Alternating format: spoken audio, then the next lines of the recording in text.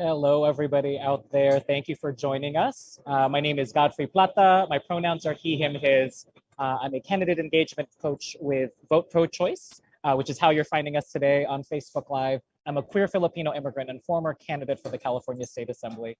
And I want to welcome you to Vote Pro Choice's Pride Month Spotlight, where we are featuring 3 endorsed candidates who I'm excited to introduce shortly, and who all identify in some way with the LGBTQIA plus community.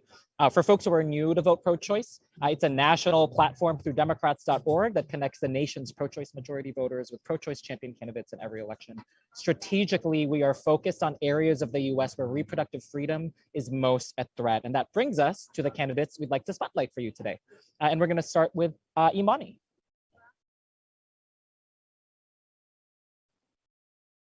Hello, everyone. Thank you for having me. My name is Imani Barnes.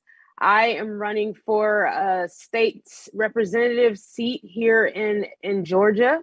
It's called DeKalb County, Georgia. And I made it to the runoffs. We won we didn't win, but we got 48% of the votes. And to my opponent's 46% of the votes. So we're trying to take it on in here and win on June 21st. Next week is our election day. Our early voting started today. I am a single parent. I am a biomedical research scientist. I am a LGBTQ family. I represent the L in the LGBTQIA plus. I proudly represent that L. I am also a PhD candidate in public health, and I have my master's in public health. So I represent many, many demographics, and I'm ready to represent us in the LGBTQ plus IA in the state house here in Georgia, and show them that we can be anything we want to. We can be anything we put our minds to. And I'll speak more with you guys later. Thank you for watching. Thank you so much, Imani. I wish I could vote for all these folks. Let's go to Rashad next.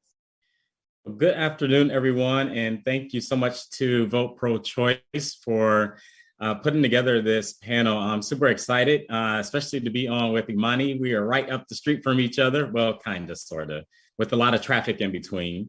I am also running for state representative, and I am in a runoff for House District 61.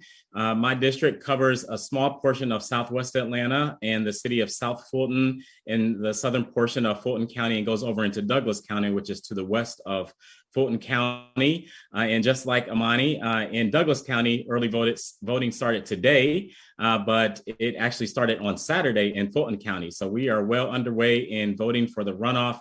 Super excited. I am a married father of two, and I represent the G in the LGBTQIA alphabet soup. And so super excited to be here as a Black gay man that is hoping to make some history. If I am elected, when I'm elected, I will be the first openly gay Black man elected to the Georgia State House of Representatives. So super excited to be here, and just super thankful to be here with Imani and Adam. And thank you all so much for having us, and look forward to just, explaining and giving you guys more about myself. But, just thank you. And I'll turn it back over to you, Godfrey. Yeah, I'm so excited to make history with you all. We've got Adam next. We're going from Georgia to Texas. Adam, take it away. Well, thanks so much, everybody. I appreciate you having me in to, participate in the conversation. My name's Adam Schwartz. My pronouns are he, him, his, and I'm proud to be endorsed by Vote Pro Choice. I started this theme journey at about 15 as an actor in Planned Parenthood's acting troupe, Teenage Communication Theater. Yes, they do have an acting troupe. I'm a single father, born and raised in Dallas, where I'm running for Justice of the Peace. I was raised in this Jewish household with a dad from Kansas City and a mom from Buffalo. So it was loud, but we got things done.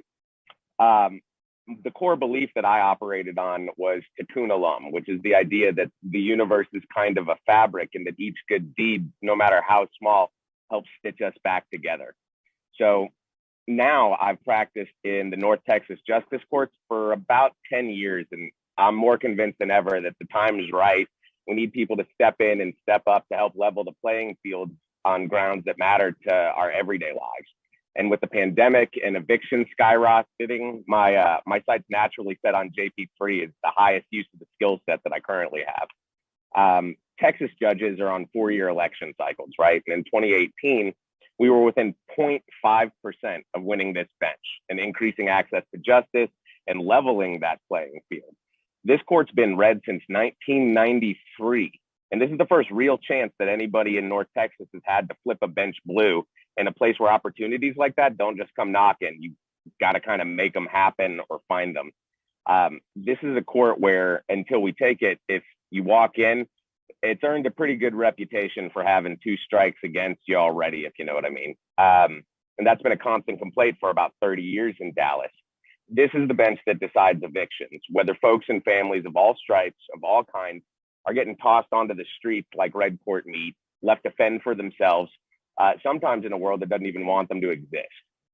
Thanks so much for welcoming me in and letting me play a part in building a better society that lets us all look at each other equally and, smiles when they see us. Thank you so much. Thank you so much, Adam. And we actually are welcoming a fourth candidate to our conversation. So super excited to move it back to the East Coast to, I believe, Charlotte, North Carolina, to Lawana Mayfield, who is running for city council over there. Lawana, please introduce yourself. So good evening, good afternoon, everyone. First, I want to say that I am truly honored to be on this panel with you, amazing people doing great work all across our beautiful nation. As was mentioned, I am Lawana Mayfield. I actually am on the ballot in Charlotte for city council at large. I formerly served on city council for 8 years, first elected in 2011. And served to 2019 when I was the city's first openly LGBT elected official. When we're the first, only thing I add to that is I just told everybody on the front end. So there were plenty of others long before we stepped into the arena that unfortunately were not able to walk in their truth and walk in their 100% authenticity. And what I'm thankful for is I came from a background of true community organizing and true groundwork. I trained under Dr. Jamie O'Bear and Jamie Washington, Kathy O'Bear, June Ralston. May her spirit continue to rise in heaven, and under Cy Khan. So I trained under activists and labor activists who really understood the impact of community voice. And when I was elected in office, I kept that with me all the way, because unfortunately, so many people have tapped out of politics, and we're seeing it more and more today, that the loud and wrong are getting louder and the right that care are getting quieter. And we have to figure out how to change that balance and to balance those scales more for people to know that their voices really do matter. So I decided to run for an at-large seat again. I ran previously. I came in 5th out of 4 seats in the city. So thankfully to vote pro-choice, because you get it.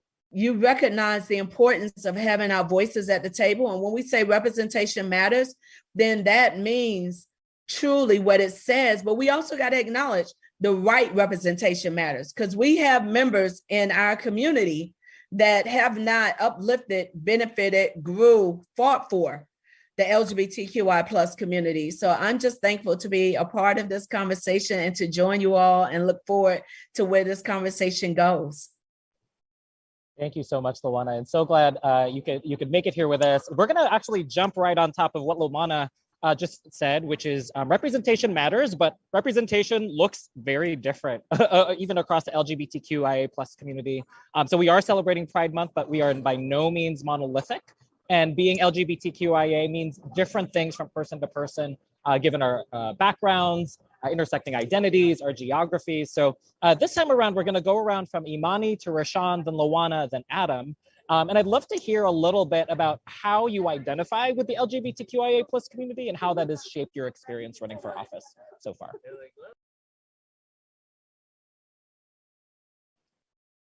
Thank you for that question. I identify as the L, so I am a openly lesbian woman. I have a fiance. We are. It's the campaign does take a toll because it's very time consuming, and so you have to be careful how much time you put into it, and you have to remember you still have family.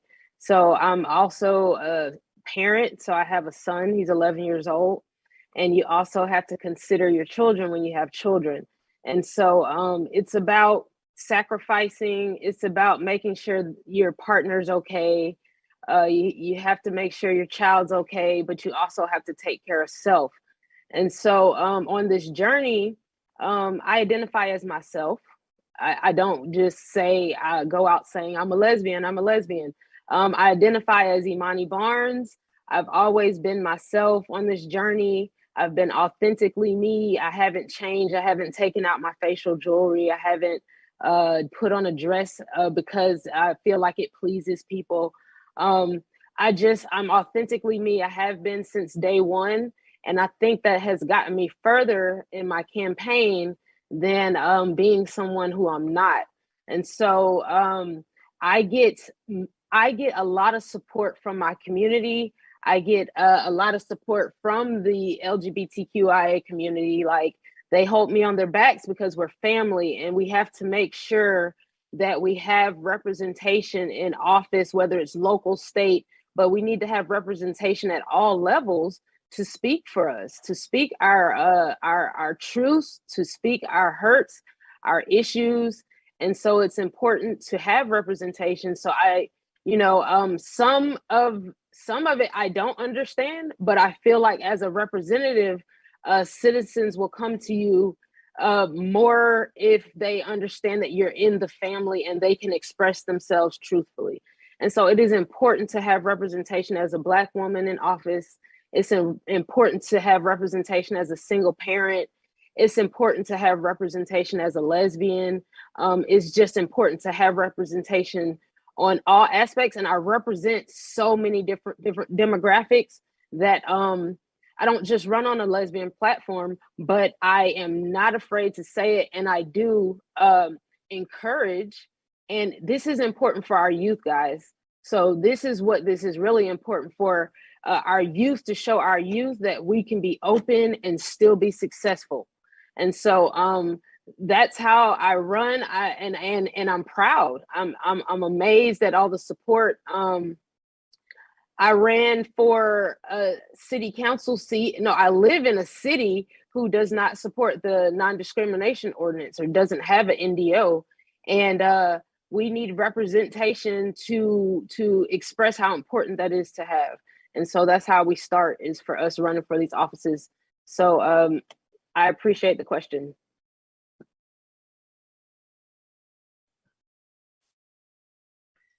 So I think it's my time to jump in. I identify first as Black.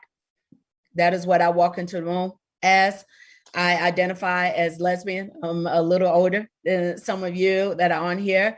I actually am married. My wife and I were married in 2016, a month after our 10-year anniversary. So this year we will be going on 17 years together, and I'm counting all 17 of those years. We do not have children or pets at this time. And Imani, I will tell you, I joke with her all the time that there should be a support group for the spouses and the mates of candidates and elected officials, because we need to start that then. I've been saying it for years, because you're gone. I leave in the morning sometimes. So I said I previously served for 8 years, from 2011 to 2019. And I would leave sometimes in the morning, 7:30, 8 o'clock. And I would not walk back into our house some evenings until 9:45. Or I might have a 30-minute break during the day where I rush home, change, and head to the next thing between neighborhood meetings, community meetings, actual council meetings. At one point, I realized I was on 19 different commissions and or committees between local, state, and national work that I was a part of, because I care about a lot of things. So what I recognized is that I needed to step back. So after running in 2019 and not winning, I did a deep breath and a self-reflection of what are the things that really bring me joy and happiness. And I went back to my community volunteering roots. I went back to my neighborhood roots, because that's what grounded me. It's interesting. I am very vocal, especially around issues of equity and access and labor issues. Everyone here knows I'm not a fan of $15 an hour, because I'm a fan of living wage, because $15 in Van Cliff, South Carolina, Van Wyck, and Charlotte, North Carolina is two different things. So when you look at the cost of living across the nation and in individual areas, and when workers can't afford to live in the city, these are issues where I'm thankful they do not directly impact me or my wife, because thankfully she got a good job. Voted years ago, one of us needed to work a real job, and I voted for her to be that one so that I could do this service work, because service work doesn't always come with a big paycheck. And I didn't want the conflicts that happen if I have a company trying to dictate how I need to vote. So my vote and my work is focused on the people. You have to take time for yourself. And we all have to understand that no is a complete sentence. Think about the last time you said yes to something and no one questioned, but when you said I'm not able or said no, they wanted you to have a reason as to why. We never question the yes, but we tend to question the no. No is a complete sentence because you have to take care of yourself. You got to take care of your family. And I missed a lot of birthdays and celebrations. I missed my own birthdays a couple of years doing the work. And I made that choice. Now that those of us who have survived, some of us surviving with scars after the pandemic and that we're still in, I think we look at life differently and look at the importance of family and the family that we've created for ourselves differently. And how does that tie into service? Because our service is still needed.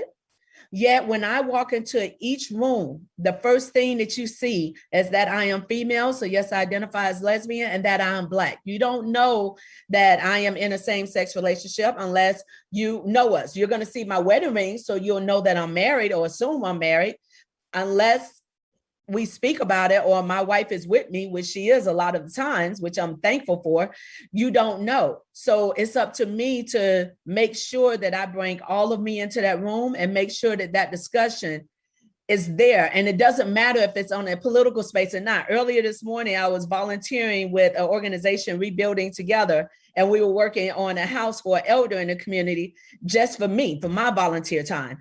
And I was working with an older white gentleman, and we were talking about politics and life.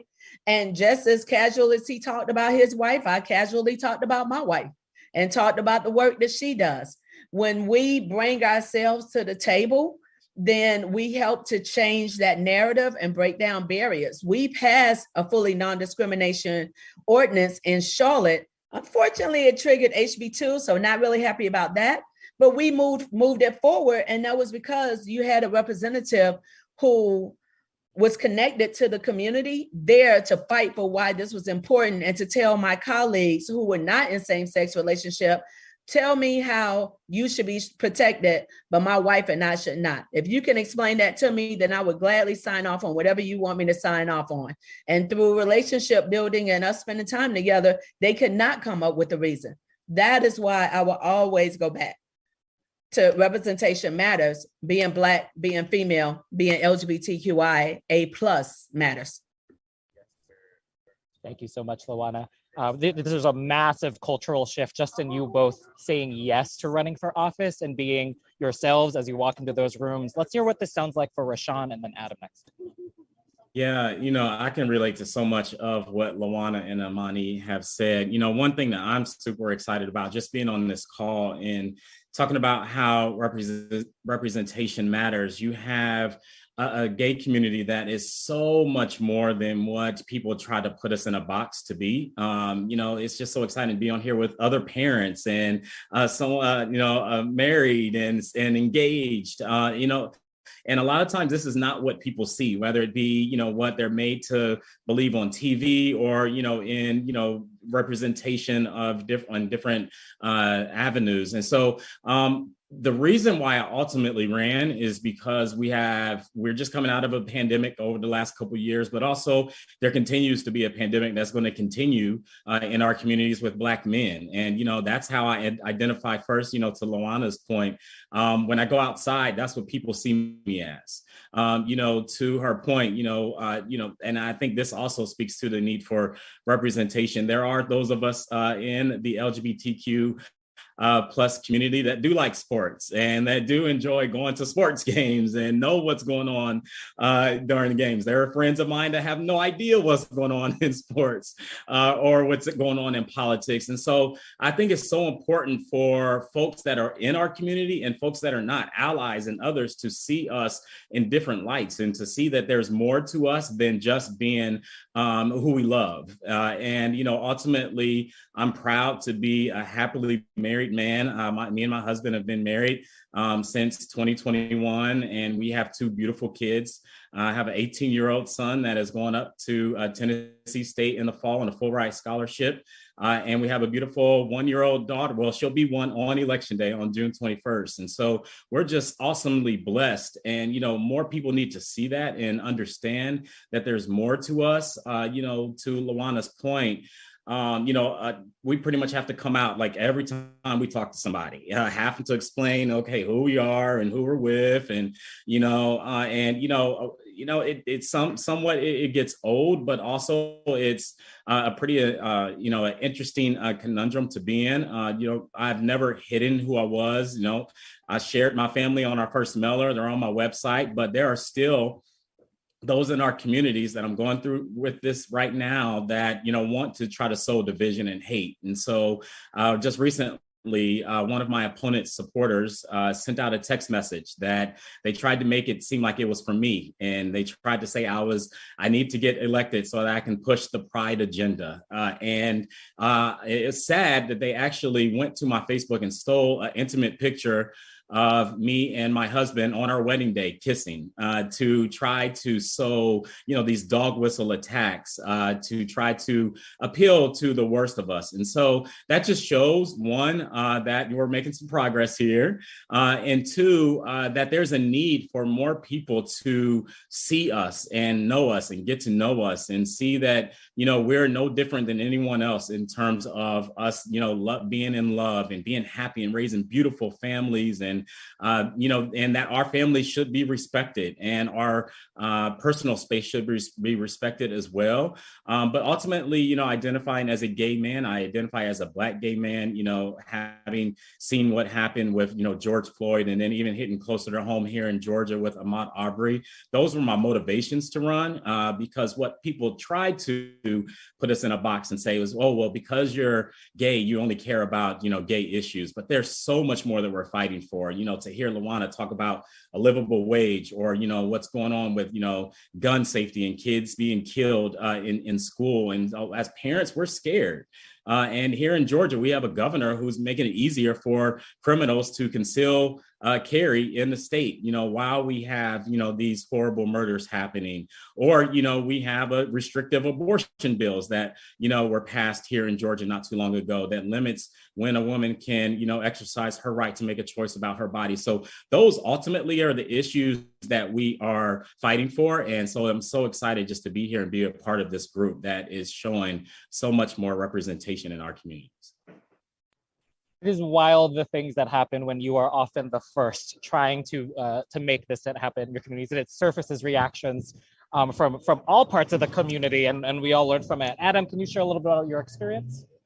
Sure. So I didn't grow up in a time or place where being out was anywhere close to okay. All right, it was a felony, and you'd get your ass kicked just for listening to Green Day, much less down here expressing anything short of like truck nuts and natty light, right? So for a long time, I just kind of felt confused, like I was trying to square a circle in a place that really only dug algebra. But eventually things kind of changed because we had morphed into a culture that was more accepting than we were previously, my family in particular.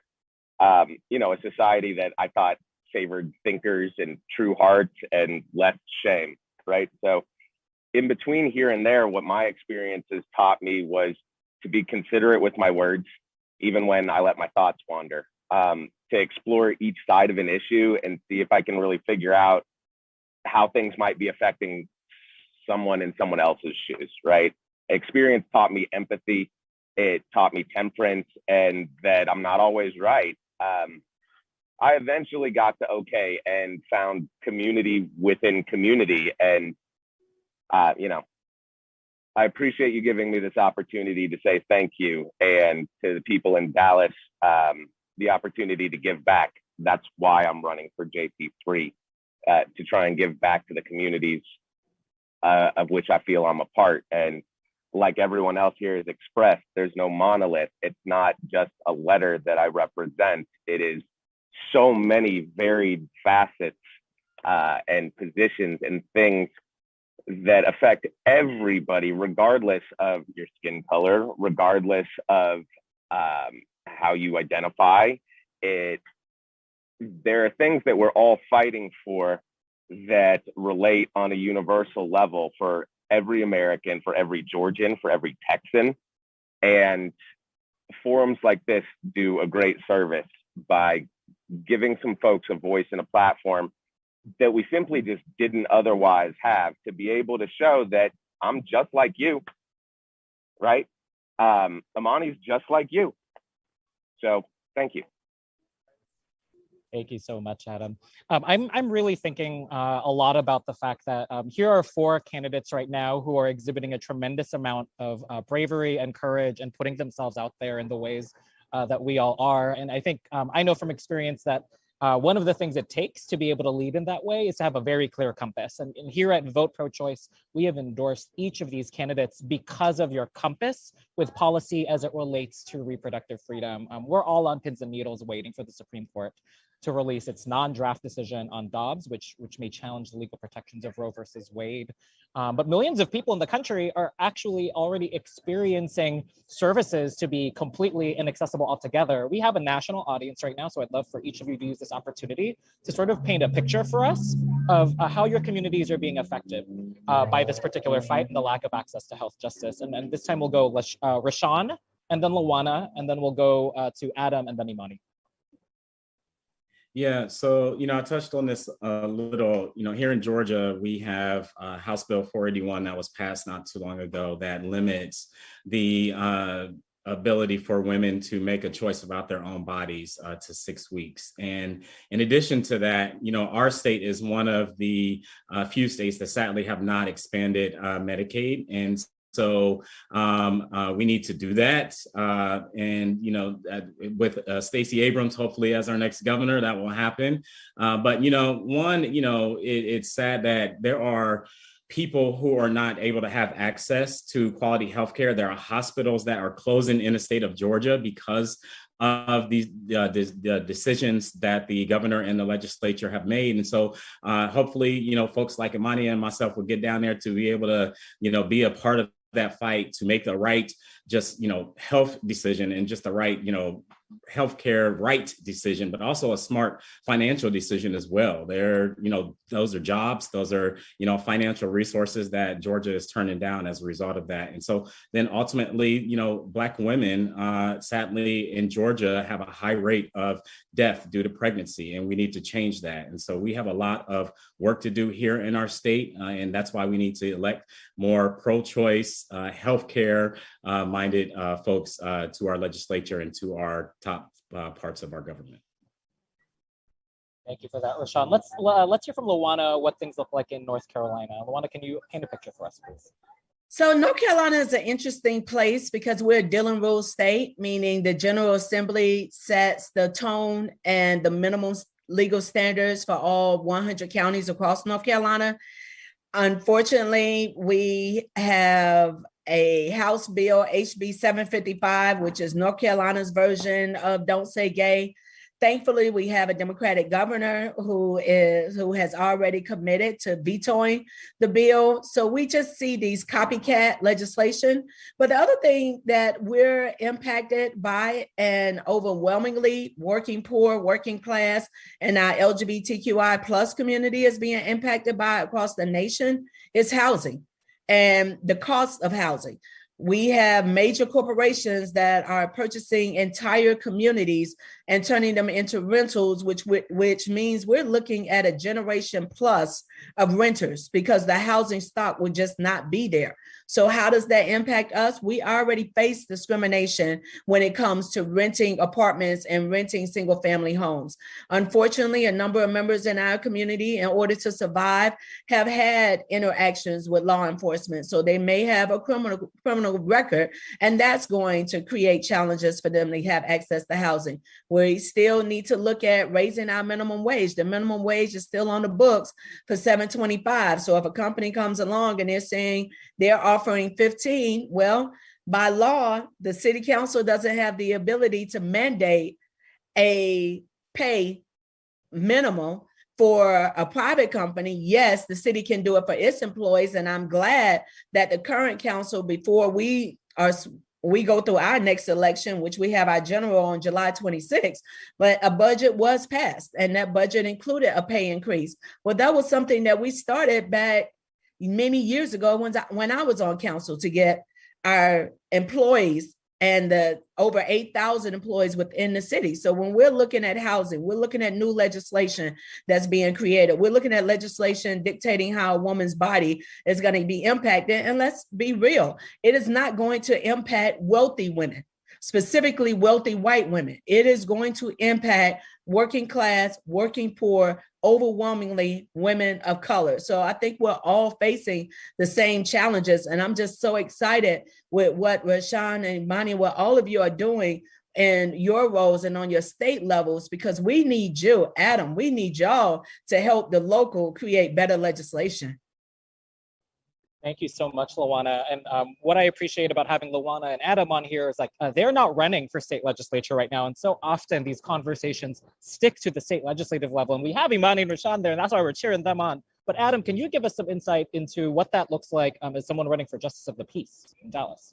Sure. Judges are kind of restricted on what they're allowed to say on certain issues, but to paint a picture of what things are like down here, access to healthcare in Texas is a problem kind of across the board, particularly for members of our community, specifically in regard to reproductive freedom and the right of a person to be secure in the knowledge that they get to make their own decisions about their own body. There's not really a quick answer because it's affecting everybody differently from a mental health perspective. What I can tell you is that none of us should really have to feel torn like this, as if we're some kind of half of citizen instead of a whole grown-ass person, as if our existence is automatically some kind of detriment or hurdle to happiness or our best life. But there are boots on the ground and people fighting every day for the things that you and I believe in. And we can't give up the hope that the tides are going to turn. And we all have to do our part to make sure that we elect progressive, pro-choice Democrats on both the state and the federal level that are going to stand up to Republican bullies who are trying to control our body. I've heard one more point. I've heard some folks suggesting kind of a new constitutionalist approach, that we need a document that grounds what we've come to see as sacred rights in a flourishing democracy, something that directly says you have a right to privacy, right? It's equal protection, including but not limited to bodily autonomy. It's just kind of interesting to me what some folks like to pick and choose to nanny state about. And that's all I got to say about that. Thank you, Adam. Imani, bring us back to Georgia, please. Back to Georgia, where we have a whole lot of problems. Actually, we're winning the race in maternal mortality. So as I said, my background is in science and public health. So here's where I can shine. Maternal, as Rashawn was explaining, that maternal mortality is actually #1 in the nation here in Georgia. So we have the highest rate of maternal mortality. There's lack of access to transportation to even OBGYNs. There, as he said, there are hospitals, major hospitals in cities closing down here. So we have counties without clinics. We have counties without maternal care, without OBGYN care. And we have counties with hospitals that are closing. And so those counties are high population of minorities and African-American and Black. So who does it affect more? And it affects that population the most.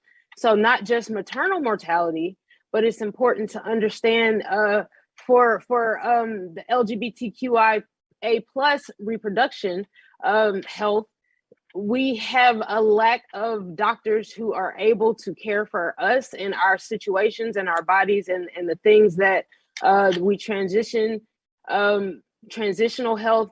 We have to pay attention to that. We have to have people to stand up for those issues. And that's what Rashawn and I are here for, standing up in Georgia. He said he started because of the injustice that he was watching with George Floyd and Ahmaud Arbery. Well, guess what? That's exactly why I started this run too. And we're going to finish it off on June 21st. We would love for you to just vote for us, get us in the House so we can start working. It is important for us to have representation that can spread and not spread, but announce these facts. So my platform runs on data and proven, not just science, but evidence-based data. So evidence-based research. So things that worked in other counties, we can try in this county, but we can tweak it or formulate it to fit the issues in our county. So for the places that the hospital and the clinics and the health are lacking, so one of my platforms is education expansion, which would lead into maternal mortality help assistance, because I want to fight for legislation that will bring doctors into low-income neighborhoods so we can give them an incentive if they open their clinic in certain communities, and that brings healthcare to these small communities, because we're giving them incentives and funding to open up in these small communities or these low-income communities. So that's education expansion, because that's higher education, but then it leads into community and maternal health and helping whole communities and communities that haven't had this assistance in the past. And then we need to have doctors who do represent the LGBTQI community, because there are many issues that we are ignorant about.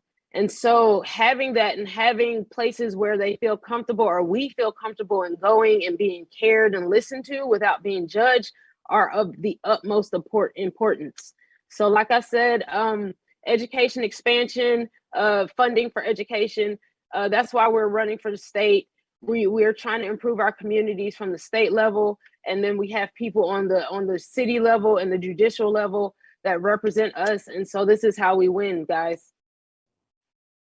Thank you so much, Imani. In a moment, I'm going to be asking each of our candidates who are on the call today to tell us how we can help them win. And in fact, so that we can all win as a movement.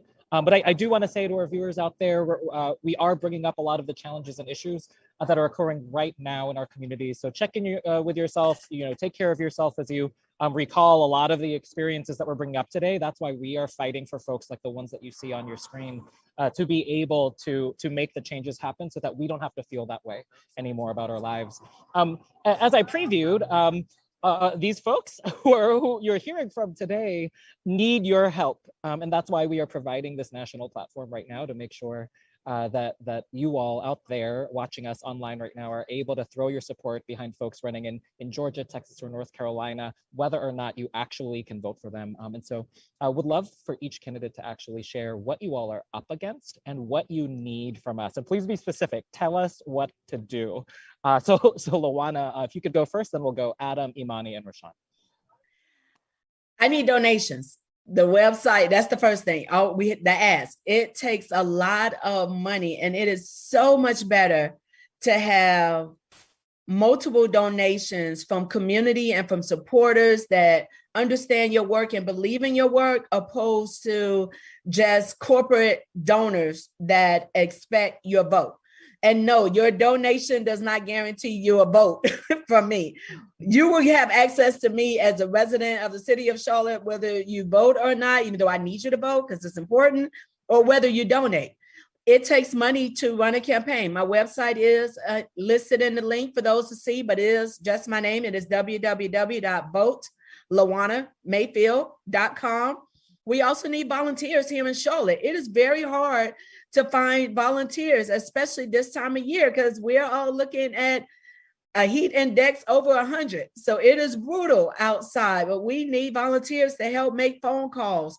We have early voting in Charlotte, working some of the polling locations. Early voting is July 7th to the 23rd with a July 26th election date for our general and switching over in September. This is unheard of. So we need you and we need your support.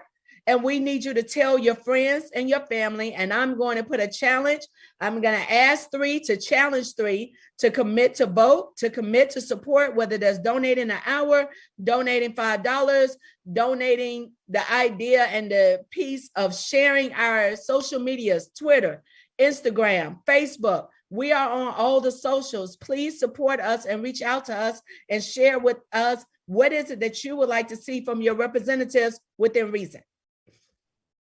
Thank you so much, Lawan. And for folks who aren't jotting these down, we will repost all of these different links, et cetera. But if you have a pen or if as you're listening, go to these websites now. Let's go to Adam next. So I think the question was, what do we need to change these realities? What do we need from the folks that are watching? And the answer is more than thoughts and prayers, that's for sure. I mean, donations, I think you're going to get 4 different pitches for the same thing. And mine is donations make the difference when they try and drown us out with their dollars, right? At least in Texas, after redistricting, Texas Republicans don't really have a chance to pick up any seats on the state or federal level in Dallas County, right? But because this seat has been held in Republican hands since 1993, and with Dallas and Collin counties being like the big focal points of both parties' election ambitions, we're pretty much expecting an organized attack on any and every Democrat that they think can beat them, right? Myself included. So what I need is your help picking up this win and protecting our flank. With small dollar donations, if you're able to do that. If you're local, making calls and knocking on doors would be amazing. We just need your help getting the word out. So you can like and follow us on social media, share us with your networks, anybody in the Dallas area, but donations are going to drive the difference for the Democrats in Dallas. Thank you, Adam. And a lot of, again, as Adam mentioned, you might be hearing 4 pitches for the same thing, but what's important is that you're actually able to give to as many folks as possible right now. All of these movements need to move forward across all of these states because states will act together as soon as they see the tide changing from state to state. So let's finish up with our Georgia folks. Let's do Imani first and then Rashawn. Thank you. So just like everyone else, I too need donations as well. I am a strictly grassroots campaign. We've been selling t-shirts. We've been collecting $5 here, $10 here. But we have made it 48% of the votes with this grassroots campaign. So we need to continue collecting donations. We have very cool yard signs out. I connect with the youth a lot. So I have a large youth base support. And so follow my social media. It is fun, it's live, there's always music. We support the local citizens on my social media. So how can you help us all without helping us all? If you can't financially help us all, go to the marches in your city, vote, show up, write your legislator, reach out to your city council people or your representatives about your issues. Make sure your voice is heard. Encourage your friends to step into public office. Talk to your friends that you know in public office, and that's how you help us all, because we have to get the word out and we have to support us in office so we can help everyone across the nation. And so follow my social media. It's Imani, the number 4 GA on everything. I'm on Instagram. I'm on Facebook. We post nonstop and we're very active. So follow us. And you can also donate at imani4ga.com. We need all donations to make it. We have 1 more week and it's very expensive for yard signs. My opponent is taking my yard signs as we're putting them out. I have a whole team, a yard sign team, and they're out putting out signs and they notice right when they're taken up, and my opponent's yard signs are sitting right where mine were. And so we're having to replace them as soon as we put them out. They're about $5 a piece. So if you can help us out, I really appreciate it. imani4ga.com. That means if you donate $100, you can get 25 signs for someone like Imani. So think about how far your donation goes. Let's finish out with Rashawn. Yeah, I don't know what it is about the Atlanta area, Monty, but that is happening down here too. Like, what's up with taking somebody's sign? Like, I just don't have time to do that. That's so crazy. Sign wars. Right. It's wild. So yeah, that is real. We experienced that even down here in Southwest Atlanta, in Fulton County and Douglas County. We have opponents that want to take signs down and be super, super petty. It's crazy. But, ultimately, like everyone has said, money, we need donations. We are very big on going door to door. It is 90 something degrees here in Atlanta. I just came in from door knocking, trying to get people out to vote as we're doing early voting right now. But, we literally are we have a week left. Let's just put it that way. We have a week left in this election because people are going out and voting now. And so any donation will help us get either to people's doors or in their mailboxes. Mailers have been super effective in our race and very informative. So we are really big on our mail program. So please, go to our website. It's RashawnForGeorgia.com, and it's down in my name on the Zoom. So please, definitely go visit our website. You can go there to donate. You can also go on there to volunteer. At the bottom, you can sign up to do a canvas or also make calls. You can do that from anywhere across the country. We could use your help with phone banking and GOTV efforts. And then if you're in the Atlanta metro area, we're actually having a happy hour fundraiser this Wednesday at Blaze Steak and Seafood, which is the newest restaurant by Candy and Todd from Atlanta Housewives. So if you're familiar with Housewives, then you've heard of that. But it's this Wednesday from 4 to 6. We'd love to have y'all come out for that meet and greet and fundraiser as well. But ultimately, please visit our website and support by donations or volunteering, no matter where you're at. Thank you so much. I think we need a whole different reality show. We're talking about Real Housewives. We need real champions for justice. And that's the cast that you see here today. I'm going to ask them one final question. So candidates who are on the call with us, this is your last word. So whatever you're trying to make sure you plug in, like this is your time. But I also want to acknowledge that for everybody watching us, we started this call saying that this is a Pride Month call. All of us associate with the LGBTQIA community in some sort of way. But June is also Juneteenth next Monday, of course, which is finally getting its due after literally over 100 years. June 19th, a lot of folks don't know, also happens to be the anniversary of Vincent Chin's murder, which feels more important than ever at a time of heightened AAPI racism. So there is actually a lot to honor with this month and acknowledge with this month. So as you think about these commemorations for June and you think about the intersections of all of our identities, what do you want our viewers to know about the importance of who you are, why you need to be elected, and then make sure to leave us with any final information. Again, this is your last probably 2 minutes each. This time we'll do Adam first, then we'll go Imani, Rashawn, and Lawana, you'll have the last word. Okay, well, thank you again for having me here. We're all of us just kind of living through collectively a major transition period, and it's up to us to press the causes forward into a new tomorrow. Anybody that's running for office is facing a pretty steep, sometimes disingenuous competition. So we really need to rely on one another, boost where we can, as much as we can, and lift ourselves up and then over that finish line. When people say that local elections matter, it's because those bread and butter issues, the kitchen table, the coffee talk discussions are what's being served. And we know that we can make a difference with fresh faces, with keen ideas, and a sense that the world will be what we make it as long as we get a chance. I'm asking you to help give me that chance and represent our crew, and I will make you proud. Thank you for all the support and the love. And again, for having me here today to share, part of Pride with you.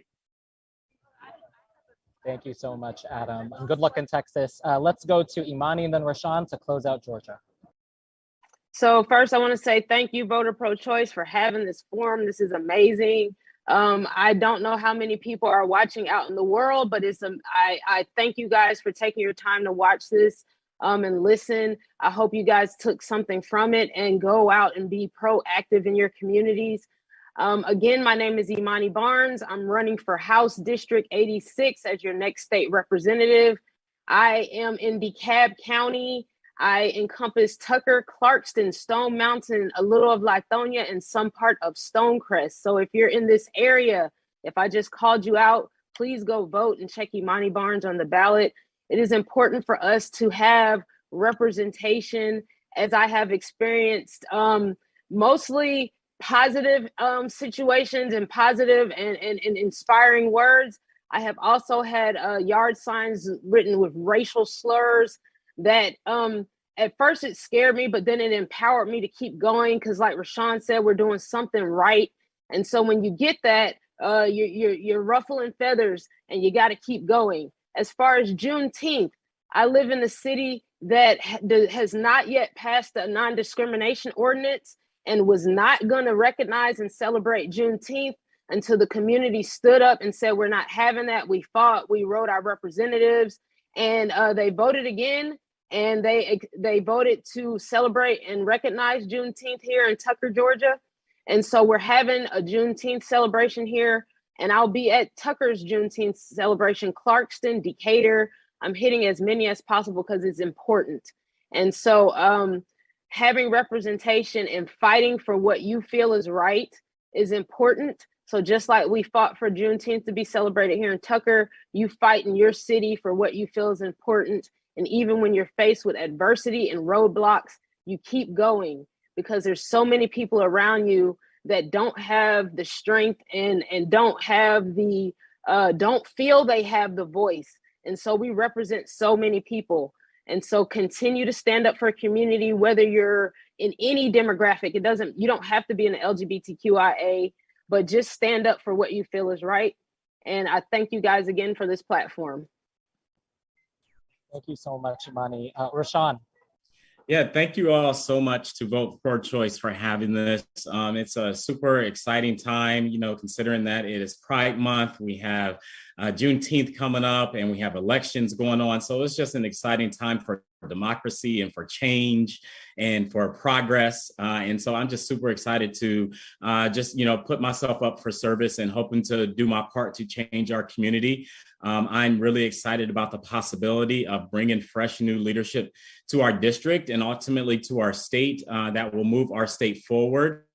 I am super excited that, Juneteenth is a state holiday now here in Georgia. So that's some progress in itself.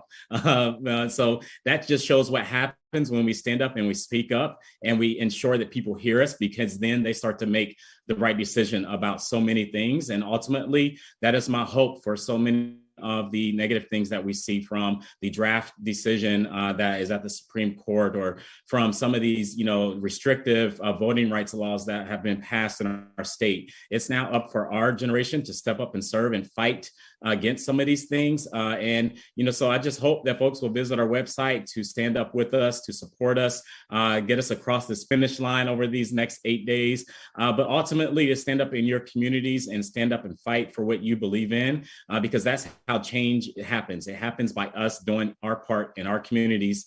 That adds up to bringing hope and change to our country. And so I'm just super excited and thankful to be here with four, including you, amazing folks that are doing some amazing things from California to the Carolinas and down to Texas. So thank you all so much for having me. Thank you so much, Rashawn. Before we close out with Lawana, I just want to tell everybody that Rashawn came on right after canvassing in 107-degree weather into this call. And so it is not just your donations that are necessary to keep it going. Your donations also give energy and fuel to our candidates who are working so hard. Lawana, take us home. Happy Pride Month. I mean, this is our month in all things. Think about it. It is the celebration of Juneteenth. Black people, Black LGBTQIA people plus, all people. It is Father's Day coming up. That's on that same Sunday. So for all the fathers, happy Father's Day. We're actually going to be celebrating, because for Charlotte Black Gay Pride kicks off in July, but they're actually having on Saturday, June 18th, Charlotte Black Gay Pride is having a family cookout. So my wife and I are going to be there to support. Vote pro-choice, you get it. I've already mentioned that. But thank you for hosting this conversation and for allowing me to be a part of this panel with these amazing young people. Y'all make me feel so happy because we don't have to keep saying the first, or the only. There is a village out here waiting for you. As was mentioned in Charlotte, our elections are coming up. Early voting starts July 7th, goes until the 23rd. Election day is July 26th. For those that live in North Carolina, for Charlotte, and it is only city council that's going to be on this July election. For at large, there are 8 names. You're going to have the top 4 Democrats that will be up against the top 4 Republicans. It is the top 4 highest vote getters. That is how it's decided. Most of the district races are won, but we have some conservative and really tight district races that's coming up. And I'm proud to say that our city in the primary elected another out African-American female for a district representative seat. So Charlotte is moving along. We still have a little ways to go, but that voter turnout, low voter turnout is real. So as many people as we can get this message out to, for those of you who are joining in online, thank you for being engaged. Please share this with your friends and family. And again, I'm a challenge 3 to tell 3 to challenge 3. That sounds amazing. I love the civic education that is happening on this call. And I'm pretty sure you all are not just going to get donations, but you all are inspiring new folks to consider running for office, and we need them. If you're watching this, we probably need you specifically. Yes, you.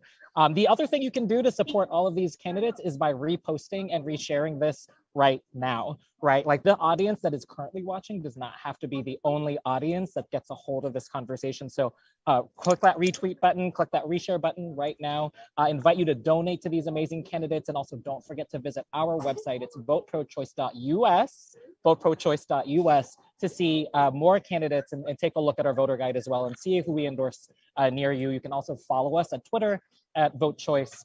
Is the handle, and on Facebook and Instagram at Vote Pro Choice. Thank you so much, Rashawn, Adam, Imani, and Luana. This has been a pleasure. I'm sure it's been great to be in air condition for just a little bit before you head back out to the doors. Again, donate to these amazing candidates, and thank you all so much.